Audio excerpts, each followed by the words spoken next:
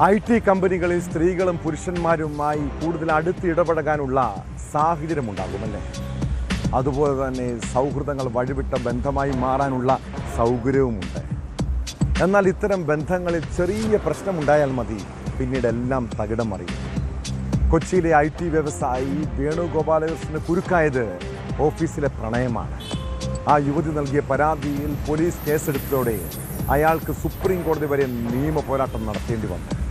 ഒടുവിൽ ലൈംഗിക പീഡന കേസിൽ വേണുഗോപാലകൃഷ്ണൻ സുപ്രീം കോടതി മുൻകൂർ ജാമ്യം അനുവദിച്ചിരിക്കുന്നു.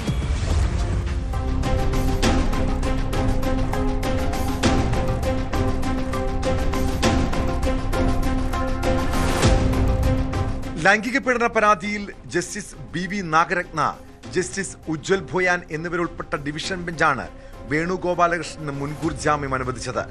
വേണുവിന്റെ ഉടമസ്ഥയിലുള്ള IT കമ്പനിയിലെ ജീവനക്കാരിയായിരുന്ന യുവതിയുടെ പരാതിയിൽ കാക്കനാട് ഇൻഫോ പാർക്ക് പോലീസാണ് കേസെടുത്തത്.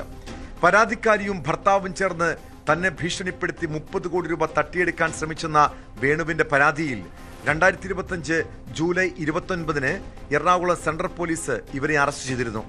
ഇതിനുശേഷമാണ് പരാതിക്കാരി വേണുവിനെതിരെ ലൈംഗികാരോപണം ഉന്നയിച്ചത്.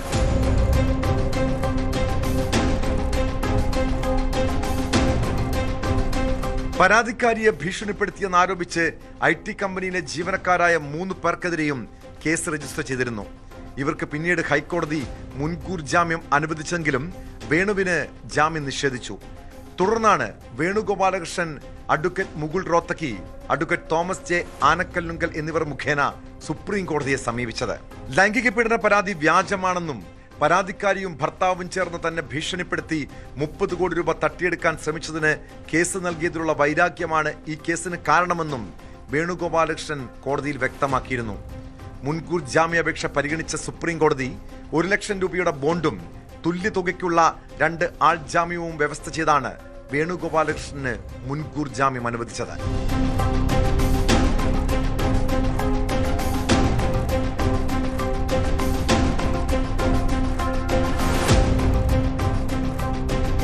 ന്യൂസ് 18 ഡൽഹി, കൊച്ചി.